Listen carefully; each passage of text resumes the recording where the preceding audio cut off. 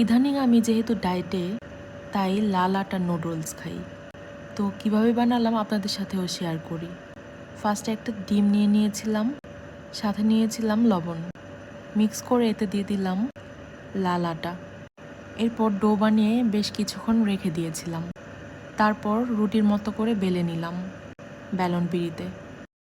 এরপর ভিডিওটাতে আপনারা দেখলেনই কীভাবে রোল চিকন করে, যত চিকন রোল করবেন তত সুন্দর হবে। এরপর নাইফ দিয়ে কেটে নিলাম। একটা আমি খুলে দেখালাম, ঠিক এরকম শেপেরই হবে। দেখতে দেখতে দেখেছেন কতগুলো বানানো হয়ে গেছে। একটু সময়ের ব্যাপার, বাট দেখে খুব স্যাটিসফাইং লাগছিল। অল্প একটু আটা দিয়ে কতগুলো নুডলস হয়ে গেছে। যেহেতু হোমমেড, তাই ভেজালের এখানে কোনো অপশন নেই। পুষ্টিকর, খেতে দারুণ আর ডায়েট উপযোগী। যারা বাচ্চাদের বাহিরে নুডলস দিতে চান না, তারা এভাবে ঘরে বানিয়ে ফেলতে পারেন। সময় কিন্তু খুব কম লাগে। আপনারা আমার ভিডিও দেখলেই বুঝতে পারবেন।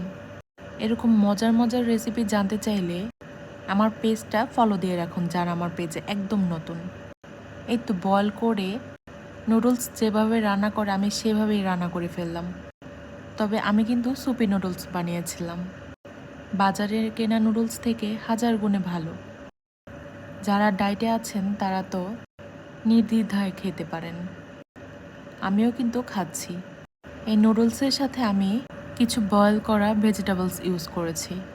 আর স্যুপটা যে বানিয়েছি সেটা একদম লাইট ওয়েট ছিল।